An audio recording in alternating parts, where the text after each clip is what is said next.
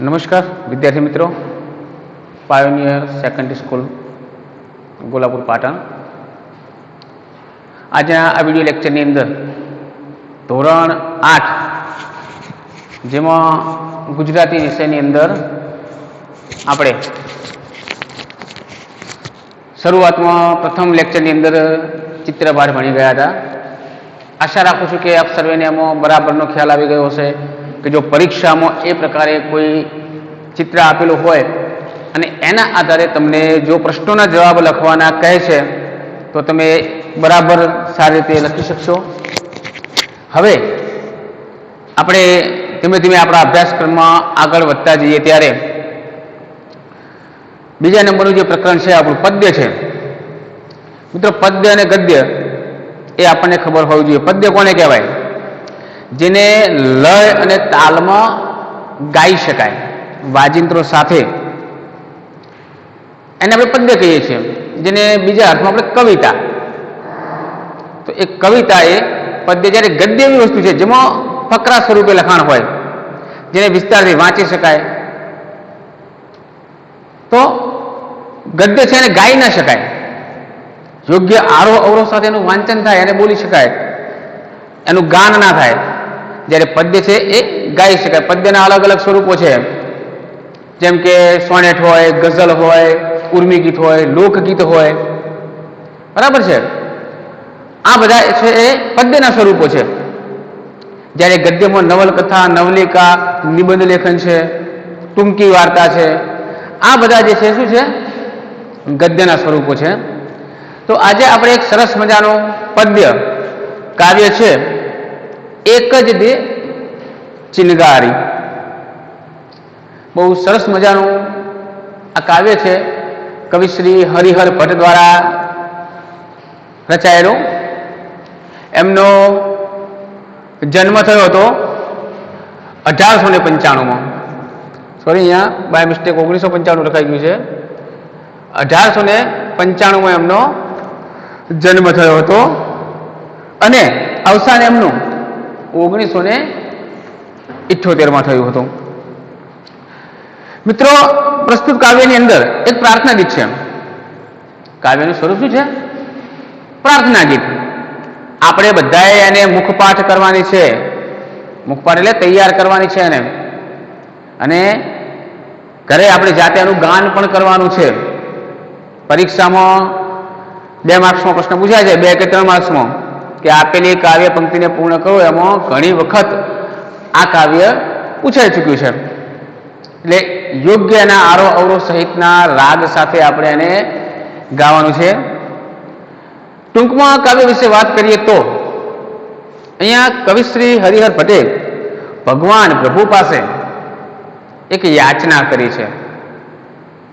આપણે જાણીએ છીએ મિત્રો કે માણસ જન્મે અને સમજણો થાય ત્યારથી નાના મોટા કામો એનું જીવન ખર્ચી નાખતો હોય છે. એમ શું છે? એનું જીવન ખર્ચી નાખતો હોય છે. અહીંયા ચિનગારી શબ્દ દ્વારા, ચિનગારી એટલે તણખો, અગ્નિ. એ ચિનગારી શબ્દ દ્વારા આપણને આખું એક સરસ મજાનું જે જીવનનું સત્ય છે સમજાવવાનો પ્રયત્ન કર્યો છે કે મેં જીવનરૂપી ભાગદોડમાં, નિરર્થક કામોમાં, ખોટી દોડાદોડીમાં મારા જીવનના મહામૂલા વર્ષો બધા ખર્ચી નાખ્યા, છતાં પણ મારી જિંદગીમાં એક તણખો ન પડ્યો. તણખો ન પડ્યો એટલે કંઈ એમ કે એ પ્રકારનો કોઈ ઉદાસ આવ્યો નથી. એમ પ્રભુ પાસે યાચના કરે છે. અને એક જ્ઞાનરૂપી પ્રકાશ, શું કહે છે? બધું વેડફી નાખ્યું, પણ એક જ્ઞાનરૂપી જે પ્રકાશ મેળવવાનો હતો એ પ્રકાશ મળ્યો નથી. એટલે એક સરસ મજાની અહીંયા પ્રભુ પાસેની યાચના છે, ભગવાન પાસેની યાચના, અને સરસ મજાનું પ્રાર્થના ગીત છે, એક જ દે ચિનગારી. જોઈએ આપણે એની શરૂઆત કરીએ તો શરૂઆતમાં પહેલાં થોડો કવિ પરિચય મેળવી લઈએ, પછી મને જે પ્રમાણે રાગ આવડે એ પ્રમાણે આપણે એનો ગાન પણ કરીએ. બરાબર છે? તો સૌપ્રથમ તો આપણે થોડો કવિ પરિચય મેળવી લઈએ કે હરિહર પ્રાણ શંકર ભટ્ટ પોતે ક્યાંના વતની હતા? અમદાવાદના પોતે વતની હતા અને તેઓ અધ્યાપક હતા કોલેજની અંદર. કેટલોક સમય એમણે વેધશાળાનું સંચાલન કરેલું. ખગોળ અને ગણિતના પુસ્તકો ઉપરાંત સુંદર કાવ્યો પણ એમણે લખેલા. અને એમનો જે મહત્વનો કાવ્ય સંગ્રહ છે કયો છે? હૃદય રંગ. કયો છે?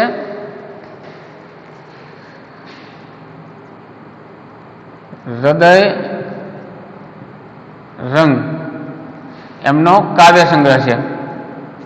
આ કાવ્ય સંગ્રહની અંદર એમની બધી કવિતાઓ સંગ્રહાયેલી પડી છે.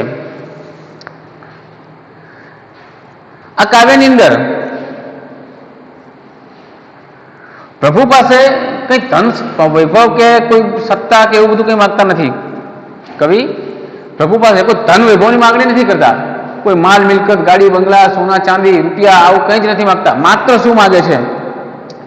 મહાનંદ રૂપી પરમાત્મા પાસેની માત્ર એક જ ચિનગારીની અપેક્ષા રાખે છે. બરાબર છે? તો પહેલા આપણે એનું ગાન કરીએ, પછી કાવ્યની સમજૂતી મેળવીશું. તો આપની પાસે જે પાઠ્યપુસ્તક છે એમાં જરા ધ્યાન આપશો. બરાબર છે? અને યોગ્ય એને સારા રાગમાં ગાવાનો પ્રયત્ન કરજો. મારો રાગ તો કદાચ બહુ સારો નહીં હોય, છતાં પણ એક બરાબર છે, જોઈએ પ્રયત્ન કરીએ આપણે. એક જ દે ચિનગારી મહાનલ, એક જ દે ચિનગારી, એક જ દે ચિનગારી મહાનલ, એક જ દે ચિનગારી. ચકમક લોઢું ઘસતા ઘસતા ખર્ચી જિંદગી સારી. ચકમક લોઢું ઘસતા ઘસતા ખર્ચી જિંદગી સારી. જામગરીમાં તણખો ન પડ્યો, જામગરીમાં તણખો ન પડ્યો, ન ફળી મહેનત મારી. મહાનલ એક જ દે ચિનગારી. ચાંદો સળગ્યો સૂરજ સળગ્યો, ચાંદો સળગ્યો સૂરજ સળગ્યો, સળગી આભ અટારી. ના સળગી એક સગડી મારી, ના સળગી એક સગડી મારી. વાત વિપતની ભારી, વાત વિપતની ભારી. મહાનલ એક જ દે ચિનગારી. ઠંડીમાં મુજ કાયા થથરે, ઠંડીમાં મુજ કાયા થથરે, ખૂટી ધીરજ મારી. વિશ્વાનલ હું અધિક ન માગું, વિશ્વાનલ હું અધિક ન માગું, માગું એક ચિનગારી, માગું એક ચિનગારી. મહાનલ એક જ દે ચિનગારી, એક જ દે ચિનગારી. મહાનલ એક જ દે ચિનગારી, એક જ દે ચિનગારી. બરાબર છે? આ પ્રકારે આ પ્રાર્થનાનો રાગ છે. તો સરસ એને તમારી નોટબુકમાં પહેલાં તો સારા અક્ષર એને લખી નાખવાની, અને 2-4 વખત તમે શાંતિથી એનું ગાન કરશો એટલે તમને આખી કંઠસ્થ થઈ જશે. બરાબર છે? અને પરીક્ષા માટે એ મોસ્ટ આઈએમપી પણ છે, ઘણી વાર પૂછાઈ ચૂકી છે. તો એ તમારે મુખપાઠ કરવાની છે. જોઈએ આપણે એની સમજૂતી તરફ હવે. એક જ દે ચિનગારી. શું કહેશે? એક જ દે ચિનગારી. ચિનગારી એટલે તણખો.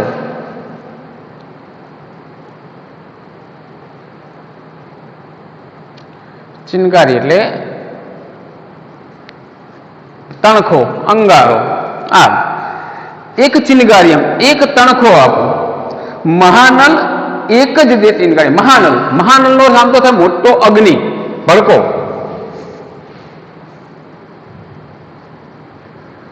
મહાનલ એટલે મોટો અગ્નિ. અહીંયા કયા અગ્નિની વાત છે? પરમાત્મા રૂપી અગ્નિ.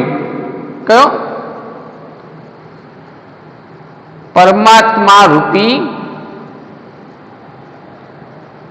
અગ્નિની અહીંયા વાત છે. અગ્નિ ખરો પણ કયો? પરમાત્મા રૂપી, ભગવાન રૂપી. એમ કે છે એક જ ચિનગારી મહાનલ, હે ભગવાન, હે પ્રભુ, હે પરમાત્મા, અમને એક તણખો આપો. કયો તણખો? જ્ઞાન રૂપી તણખો. કોઈ ધન દોલત નહીં, કોઈ વૈભવ જોઈતો નથી એમ, બસ માત્ર એક જ્ઞાન રૂપી અમને તણખો આપો એમ. તણખાથી શું થાય? આગ લાગે. શું થાય તણખાથી? આગ લાગે. અમારે જીવનમાં આગ લગાવી છે, પણ કેવી? જ્ઞાન રૂપી આગ એમ. જ્ઞાનનો વિકાસ કરવો છે અમારે, અમારું જ્ઞાન વધારવું છે, સત્માર્ગે જવું છે, સારા કર્મો કરવા છે. એટલે એ પ્રકારનો મહાનલ પરમાત્મા, અગ્નિરૂપી પરમાત્મા પાસે એક એવી ચિનગારીની માગણી કરે છે અહીંયા કે જેનાથી પોતાનું જીવન એકદમ પ્રકાશિત થઈ ઉઠે, પોતાના જીવનમાં એક અલગ પ્રકારનો એક જળહળાટ થાય.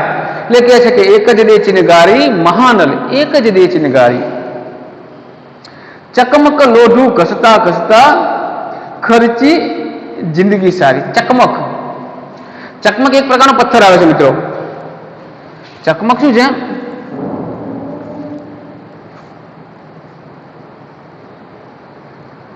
ચકમક એક પ્રકારનો એક એવો પથ્થર આવે છે જેને સામસામે અફડાવવાથી અંદરથી તણખા કરે છે એમ. પહેલાના સમયમાં જ્યારે માચિસની સુવિધાઓ નહોતી ત્યારે એક જૂના સમયની એક અગ્નિ પ્રગટાવવા માટેની એક વ્યવસ્થા હતી કે એ ચકમક નામનો જે પથ્થર આવે એ ચકમક પથ્થરને સામસામે અથડાવે એટલે તણખા થાય એમાંથી, એને લોખંડ સાથે અફડાવે કે રીતે. એટલે ચકમક લોઢું ઘસતા ઘસતા ખર્ચી જિંદગી સારી. કારણ કે ચકમક સાથે એ લોઢું અથડાવે અને અગ્નિ પ્રગટે એટલે એક જ વખત અથડાવાથી ના થાય, એને મહેનત કરવી પડે એમ. એટલે શું કહે છે કે જે તે ચકમકના પથ્થર સાથે લોઢું અફડાવતા સમય જાય છે એમ એ ચકમકના પથ્થરની માફક અમે અમારી જિંદગી ખર્ચી નાખી. કંઈ કેટલાય આડાવડા કાર્યો કરવામાં મૂળ જે વસ્તુ પામવાની હતી એ વસ્તુ અમે પામ્યા નથી એમ. અમે અમારી જિંદગી એમ કે ખર્ચી નાખી છે ચકમકના પથ્થરની જેમ. મૂળ જે કાર્ય કરવાના જીવનમાં જે જ્ઞાનરૂપી પ્રકાશ મેળવવાનો હતો, જે સત્કર્મો તરફ વળવાનું હતું, જે દાન ધર્મ કરવાનું હતું, જે પુણ્યના કાર્યો કરવાના હતા, આ કશું જ કર્યું નથી એમ. અને આ જિંદગી ખર્ચી નાખી, વેડફી દીધી. રૂઢિપ્રયોગ છે ખર્ચી નાખવું. શું છે? રૂઢિપ્રયોગ છે ખર્ચી નાખવું. તો વેડફી દેવું. વેડફી દેવું અથવા વેડફી નાખવું.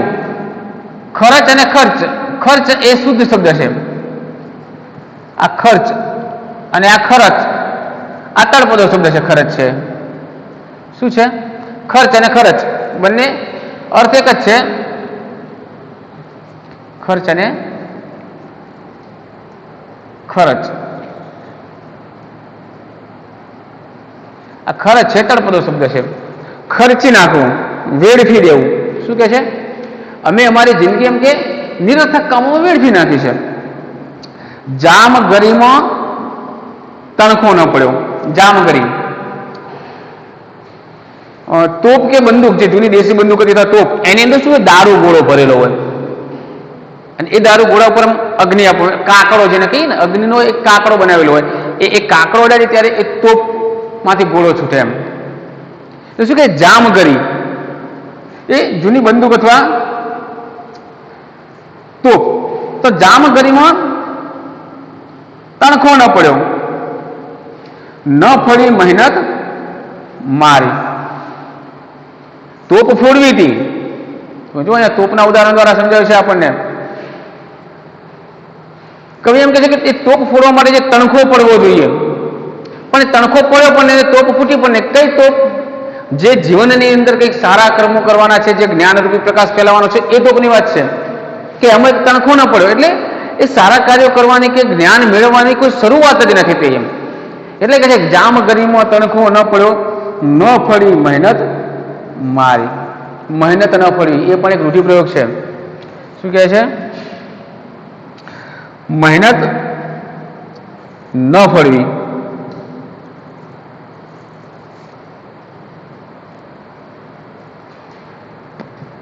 તો મહેનત વ્યર્થ જવી.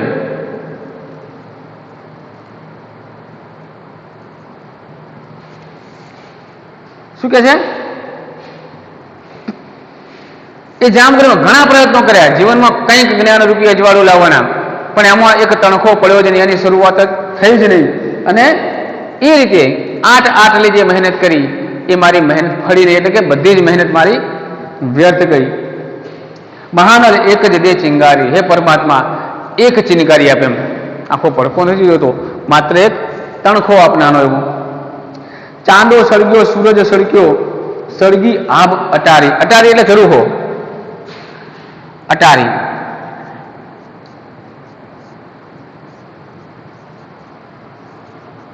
અટારી એટલે ઝરૂખો. ચાંદો સળગ્યો, સૂરજ સળગ્યો. અહીંયા સળગ્યો એટલે શું? પ્રકાશિત થયો. સૂર્ય પણ પ્રકાશિત છે, સૂર્ય પણ પ્રકાશિત થયો, ચંદ્રમા પણ પ્રકાશિત થયો. ચાંદો સળગ્યો, સૂરજ સળગ્યો, સળગી આભ અટારી. આભ એટલે આકાશરૂપી જે અગાસી છે, જેમાં તારાઓનો ઝગમગાટ થાય છે.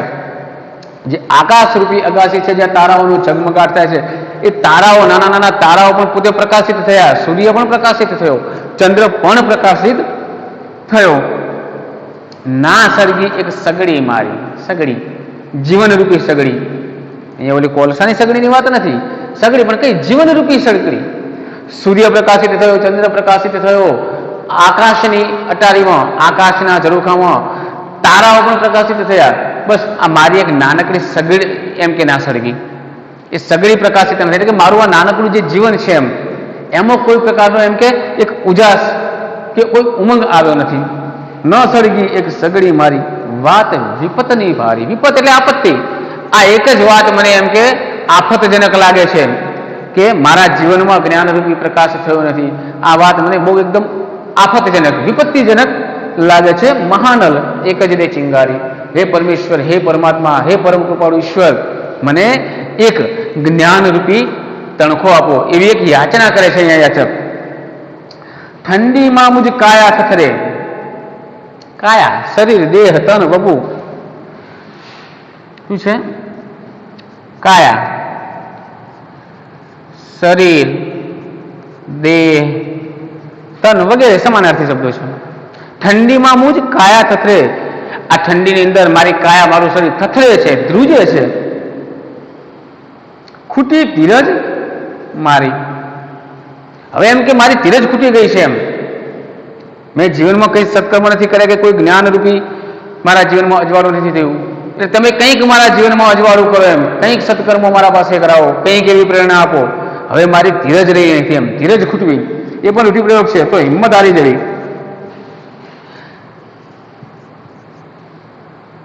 ધીરજ ખૂટવી એટલે હિંમત હારી જવી.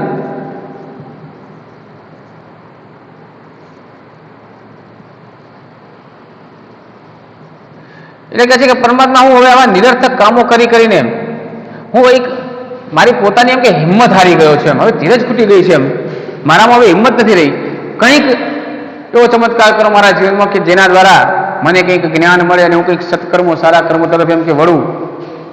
વિશ્વાનલ હું અધિક ન માગું. વિશ્વાનલ પરમાત્મા, ઈશ્વર, ભગવાન, હું અધિક ન માગું, અધિક વધારે. હું કંઈ વધારે માગતો નથી. માત્ર શું માગું છું?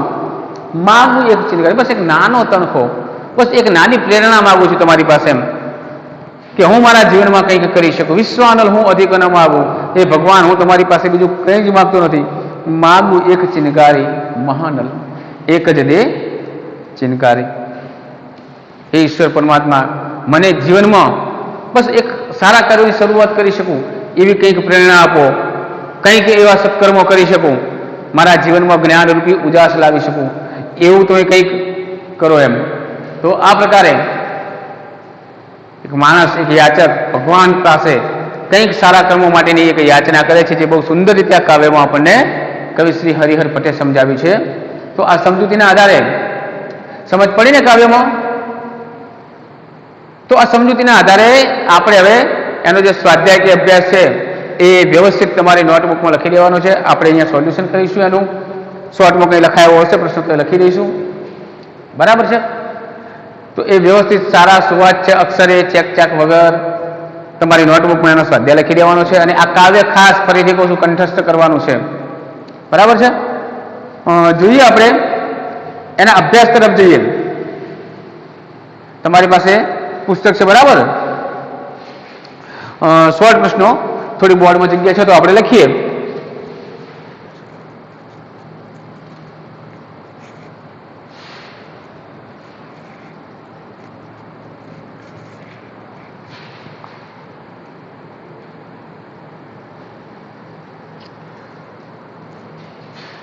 આ શબ્દાર્થ અને રૂઢિપ્રયોગ પણ આપની નોટમાં ઉતારી દેશો, બરાબર છે.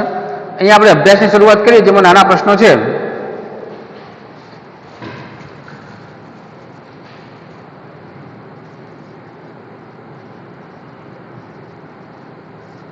એમાં પહેલો પ્રશ્ન છે, કવિ ઈશ્વર પાસે શું માગે છે?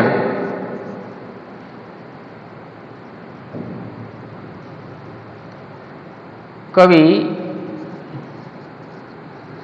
ઈશ્વર પાસે શું માગે છે? ચલો, કોણ જવાબ આપશે? વિચારો, શું માગે છે કવિ ઈશ્વર પાસે? કોણ કહેશે? તો કવિ ઈશ્વર પાસે શું માગે છે? માત્ર એક ચિનગારી. એબીસીડી ઓપ્શન છે, વિકલ્પ શોધીને લખવાનો છે. અહીંયા હું ટૂંકમાં જવાબ લખું છું, બરાબર છે. તમે તમારી નોટમાં ઉતારી દેજો. તો એનો જવાબ છે શું? ચિનગારી. શું માગે છે? એક જ્ઞાનરૂપી ચિનગારી માગે છે. બીજો એવો વિકલ્પ વાળો એક પ્રશ્ન છે. આપણે વિકલ્પો સામે ધ્યાન નહીં આપવાનું, આપણે સાચો જવાબ જ તૈયાર કરવાનો. એટલે વિકલ્પ જોવાની જરૂર જ ના રહે. 4 વિકલ્પમાં ધ્યાન જ નહીં આપવાનું, આપણે ખાલી સાચો જવાબ જ તૈયાર કરી દેવાનો, બરાબર છે. કારણ કે વિકલ્પો જોઈ નક્કી કરવા જશો ને એટલે પાછા કન્ફ્યુઝન થઈ જાય. આ આવશે કે પેલો આવશે. સાચો જવાબ શરૂઆતથી તૈયાર કરી દેવાનો. બીજો પ્રશ્ન છે, તણખો ક્યાં ન પડ્યો?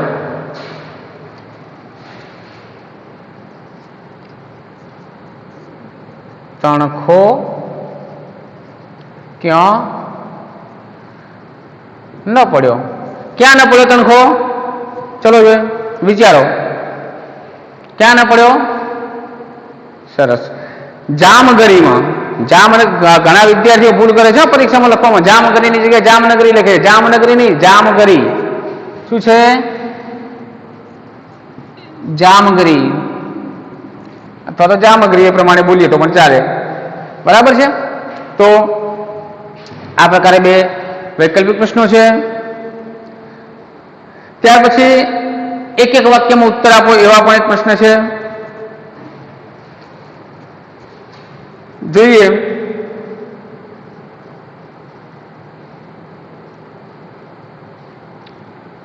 લખીએ પ્રશ્ન. કવિ પોતાની મહેનત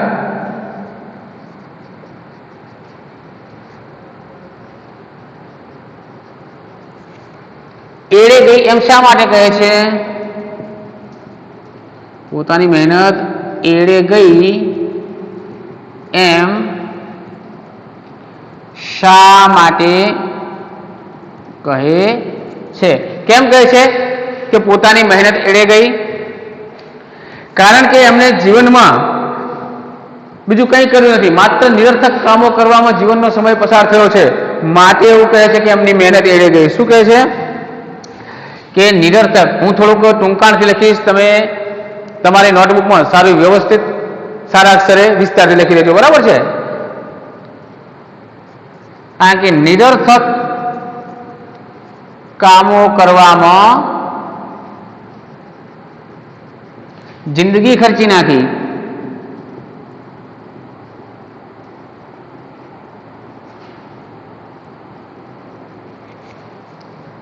માટે કવિ પોતાની મહેનત એળે ગઈ એમ કહે છે, બરાબર. નાખી માટે અહીંયા અમે ટૂંકમાં લખ્યું છે, પણ તમે થોડું વિસ્તારથી નોટબુકમાં, કારણ કે આપણે બોર્ડની અંદર જગ્યાનો થોડો અભાવ હોવાના કારણે પછી બધું સમાવી નહીં શકીએ.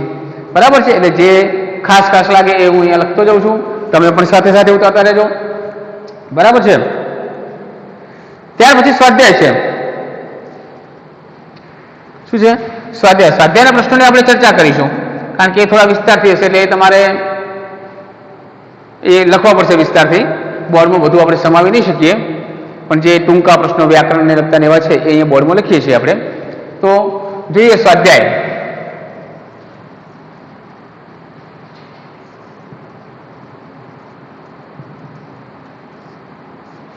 સ્વાધ્યાયમાં પ્રશ્ન એક છે, નીચેના પ્રશ્નોના તમારા શબ્દોમાં ઉત્તર લખો. તમારા શબ્દોમાં. તમારા શબ્દોમાં એટલે કઈ રીતે? અત્યારે હાલ આપણે જે રીતે કાવ્યની સમજૂતી મેળવી એ સમજૂતીના આધારે તમારે એના જવાબો લખવાના છે. તો પહેલો પ્રશ્ન છે, ધ્યાન આપજો. કવિ માત્ર એક જ ચિનગારી શા માટે માગે છે? શા માટે? ચલો વિચારો જોઈ. જેટલા પણ વિદ્યાર્થીઓ ઓનલાઈન છે બધા વિચારો.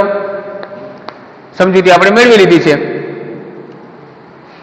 અને હંમેશા ભાષાની અંદર કોઈ પણ સમજૂતી વાર્તા સ્વરૂપ જ અને મનની અંદર ઉતારવાની, એમાં કંઈ ગોખવાની કે વાંચવાની કોઈ જરૂર જ નથી. માત્ર સમજૂતી કાવ્યની ચાલુ હોય, બરાબર છે, એના કથા વસ્તુની સમજૂતી કાવ્ય હોય કે પાઠ હોય, એ વખતે તમે એક ધ્યાન થઈને બેસશો, ધ્યાનથી સાંભળશો, તો પણ ક્યાંય આપણે બીજે ક્યાંય ફાંફા મારવાની જરૂર છે નહીં. તમને આપોઆપ એના ઉત્તરો મળી જ રહેશે. તો એક જ ચિનગારી શા માટે કહે છે? તો કવિ એક જ ચિનગારી એટલા માટે માગે છે કે એક જ ચિનગારી દ્વારા એ એમના આખા જીવનને એક અલગ પ્રકારે પ્રકાશિત અને સુવાસિત કરવા માગે છે. બરાબર છે. બીજો પ્રશ્ન છે, જીવન ખર્ચી નાખવું એટલે શું? આપણે લખ્યો હતો રૂઢિપ્રયોગ, જીવન ખર્ચી નાખવું, વેડફી નાખવું. તો જીવન ખર્ચી નાખવું એટલે નાના મોટા નિરર્થક કામોમાં, અર્થ વગરના કામોમાં, ખોટી દોડધામમાં, એમ કે છે કવિ કે અમે અમારું જીવન ખર્ચી નાખ્યું છે. એટલે જીવન ખર્ચી નાખવું એટલે નિરર્થક કામો માટે ખોટી દોડધામ કરવી. બરાબર છે. જોઈએ આગળનો પ્રશ્ન, મહેનત ફળવી એટલે શું? રૂઢિપ્રયોગનો અર્થ જ છે મહેનત ફળવી, સફળતા મળવી. મહેનત ફળવી એટલે આપણે જે કંઈ મહેનત કરીએ છીએ, આપણે બધા અભ્યાસ કરીએ છીએ, સામે પરીક્ષા આવે છે, સારી એવી મહેનત કરીએ છીએ અને સારું આપણને રિઝલ્ટ મળે છે જેવી મહેનત કરીએ પ્રમાણે, તો એ શું થયું? આપણી મહેનત ફળી, એમ આપણે કહી શકીએ. બીજો એક ખાસ અગત્યનો પ્રશ્ન છે, જામગરી શબ્દ કયા અર્થમાં વપરાયો છે? જામગરીમાં તણખો ન પડ્યો. સમજૂતીમાં આપણે જોયું ને કે જામગરી એટલે એક પ્રકારની તોપ, એની અંદર તણખો કે અગ્નિ પડે તો જ એ તોપનો ગોળો છૂટે. અહીંયા કઈ તોપની વાત છે કાવ્યની અંદર? કઈ જામગરીની વાત છે? વિચારો, કઈ જામગરી? બરાબર, જિંદગી રૂપી જામગરી. કઈ તોપ ખરી? કઈ? જિંદગી રૂપી તોપ, એમાં તણખો પાડવાની અહીંયા વાત છે. તો આ પ્રકારે 4 નાના પ્રશ્નો હતા. એ સિવાય સમાનાર્થી શબ્દો છે, લખીએ આપણે બોર્ડમાં. દરેકના 1 1 2 2 સમાનાર્થી શબ્દો. સમાનાર્થી, સમાન અર્થ ધરાવતા શબ્દો. સમાનાર્થી એટલે સમાન અર્થ ધરાવતા શબ્દો. એક શબ્દ છે અનલ. શું છે? કયો શબ્દ છે? અનલ. શું થાય અનલનો અર્થ ખબર છે કોઈને? તો અનલ એટલે અગ્નિ, આગ. શું થાય? અગ્નિ અથવા તો આગ. બીજો એક શબ્દ છે વિપત. કયો શબ્દ છે? વિપત.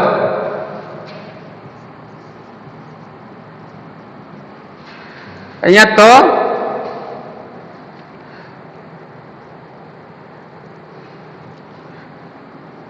શું છે? વિપત. તો વિપત એટલે આફત અથવા આપત્તિ. આ તી પાછો અહીંયા બેવડાયેલો થશે. આપત્તિ, આફત તો નહીં, એ આફત જ આવશે. વિપત પણ એકલો તો છે, જ્યારે આપત્તિમાં આપત્તિ. બરાબર છે. વિપત, આપત્તિ, વિપત્તિ પણ કહેવાય, બરાબર છે. ચાંદો શું છે? ચાંદો આ તળપદો શબ્દ છે, જેને ચંદ્રમાં અથવા ચંદ્ર, બરાબર છે, શશી પણ કહીએ. ત્યારબાદ છે સૂરજ,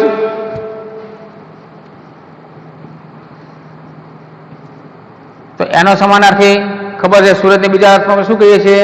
બીજા કયા નામથી? સૂર્ય. રવિ પણ કહીએ, બરાબર છે.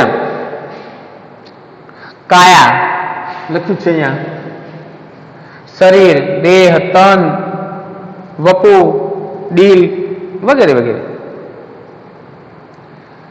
ત્યાર પછી લોઢું,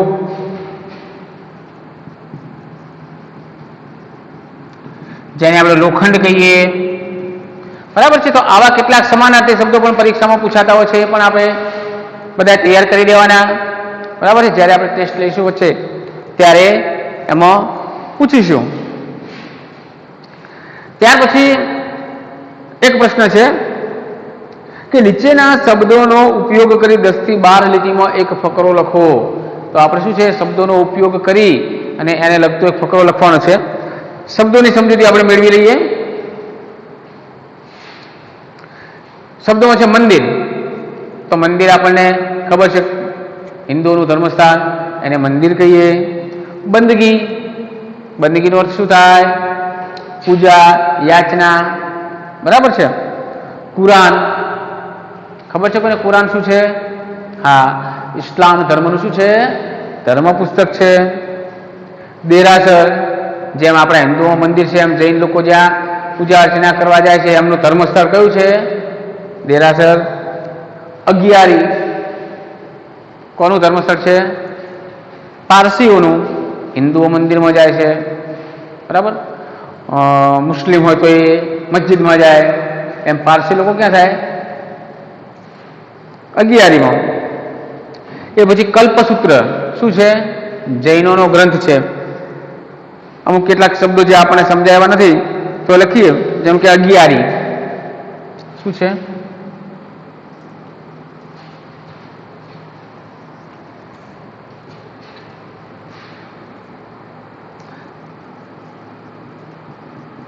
અગિયારી તો પારસીઓનું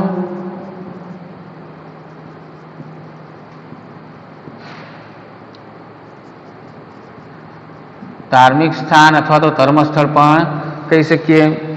કલ્પસૂત્ર શું છે? તો એક જૈન ગ્રંથ છે કલ્પસૂત્ર,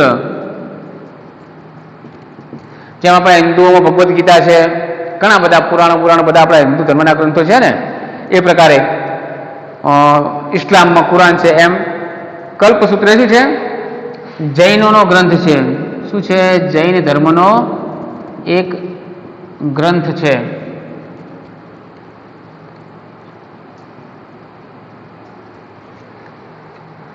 બાઇબલ ખ્રિસ્તીઓનો ધર્મગ્રંથ છે.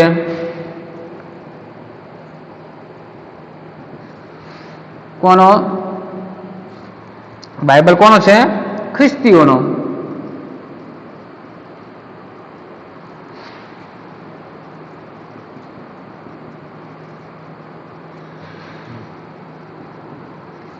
કોનો છે? ખ્રિસ્તીઓનો ધર્મગ્રંથ છે. ગુરુદ્વારા, જ્યાં શીખ લોકો પૂજા અર્ચના કરવા જાય છે, તે ગ્રંથ સાહેબ, તો એ પણ શીખ લોકો સાથે જોડાયેલો ગ્રંથ છે. ત્યાર પછી ત્રિપિટક. ત્રિપિટક શું છે? તો એ 3 પ્રકારના બૌદ્ધ ગ્રંથોનો સમૂહ છે. શું છે? ત્રિપિટક.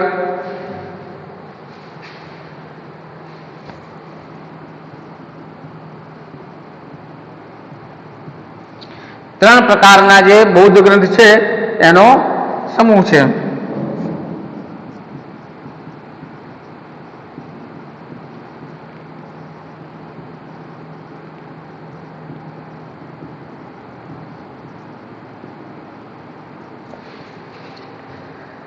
ત્યાર પછી પેગોડા. પેગોડા શું છે? બુદ્ધોનું એક વિશેષ ધર્મસ્થળ છે. શું છે? બૌદ્ધ ધર્મના જે લોકો છે એમનું એક વિશેષ પ્રકારનું જે મંદિર આકાર કહીએ આપણે, તો એ બૌદ્ધોનું એક મંદિર છે પેગોડા.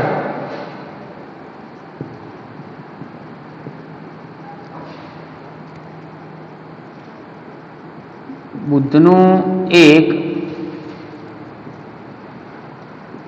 વિશિષ્ટ પ્રકારનું મંદિર કહી શકીએ આપણે. એને પેગોડાના નામથી ઓળખવામાં આવે છે. ભગવદ્ ગીતા તો આપણને ખબર જ છે કે આપણા હિન્દુઓનો એ ધર્મગ્રંથ છે, બરાબર છે. તો આ પ્રકારે આ બધા શબ્દોનો ઉપયોગ કરીને આપણે એક ફકરો બનાવવાનો છે કે ભાઈ આપણે બધા માણસો અલગ અલગ ભારત દેશની અંદર અલગ અલગ ધર્મના, વિવિધ ધર્મના લોકો વસે છે, જેમાં હિન્દુ, મુસ્લિમ, શીખ, ઈસાઈ. હિન્દુઓ મંદિરમાં દર્શન કરવા જાય છે, મુસ્લિમો મસ્જિદમાં બંદગી કરવા જાય છે, પારસીઓ અગિયારીમાં જાય છે, બરાબર છે. એ પછી કે ભાઈ હિન્દુ ધર્મનો જે ધર્મગ્રંથ છે એ ભગવદ્ ગીતા, મુસ્લિમોમાં કુરાન. આ રીતે આપણે વિવિધ પ્રકારે આ શબ્દોનો ઉપયોગ કરી અને 5-7 લીટીમાં સરસ મજાનો ફકરો આપણી જાતે આપણે તૈયાર કરવાનો છે, બરાબર છે. એ પછી છેલ્લો પ્રશ્ન છે કે નીચેના શબ્દો વચ્ચેનો સંબંધ સમજાવો. તો સગડી અને આબ અટારી, આ શબ્દો વચ્ચે શું સંબંધ છે આપણે કાવ્ય સમજૂતીમાં જોઈ ગયા ને. સગડી અને આબ અટારી, તો સગડી શું છે? આપણા જીવનનું પ્રતીક છે. કીધું કે ન સળગી એક સગડી મારી, મારા જીવનમાં કોઈ ઉજાસ ન થયો, તો સગડી એ જીવનનું પ્રતીક છે. અને આબ અટારી, બરાબર, અટારી એટલે ઝરૂખો, આકાશ રૂપી, આબ રૂપી અટારી એ શું છે?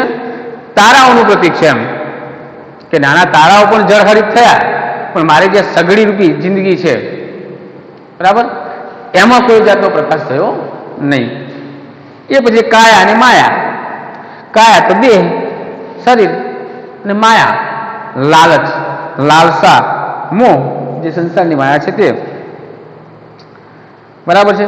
થથરે અને ફફડે, તો થથરવું એટલે ધ્રુજવું ઠંડીથી, શરીરનું કાંપવું. જ્યારે ફફડવું એટલે એક પ્રકારનો ડર, ડરથી ફફડાટ, બરાબર છે મિત્રો. તો આ પ્રકારે અહીંયા અભ્યાસ અને સ્વાધ્યાય આપણે ટૂંકમાં એની સમજૂતી મેળવી લીધી છે. અહીંયા જે લખેલું છે બધું એ તમે તમારા જે નોટ કે ચોપડો જે બનાવ્યું છે એમાં સારા સુવાચ્ય અક્ષરે લખી નાખશો. અને જે મોટા પ્રશ્નો છે એ પણ કાવ્યની સમજૂતીના આધારે આપ વ્યવસ્થિત પોતાની નોટમાં લખી દેજો, બરાબર છે. તો અહીંયા આપણે આ કાવ્ય પૂર્ણ કરીએ છીએ. હવે આવતા વિડિયો લેક્ચરની અંદર જ્યારે આપણે ઓનલાઈન થઈશું ત્યારે ખાસ ધ્યાન આપજો, વ્યાકરણ જે ખાસ ગુજરાતી ભાષા માટે મહત્વનું છે, સ્વર અને વ્યંજનથી આપણે શરૂઆત કરીશું. એની જે ખાસ મહત્વનું છે ધોરણ 9 અને 10 માટે પણ, અને ભવિષ્યમાં પણ આવનારી કોઈ સ્પર્ધાત્મક પરીક્ષાઓમાં પણ આપણને ખાસ ઉપયોગી થઈ શકે છે. તો એ શરૂઆતથી જ આપણે સ્વર વ્યંજનથી શરૂઆત કરીશું ભણવાની. તો એમાં ખાસ ધ્યાન આપજો. તો મળીએ આપણે આવતા વિડીયો લેક્ચરની અંદર ફરીથી ઓનલાઈન. ત્યાં સુધી અસ્તુ. જય હિન્દ, જય ભારત.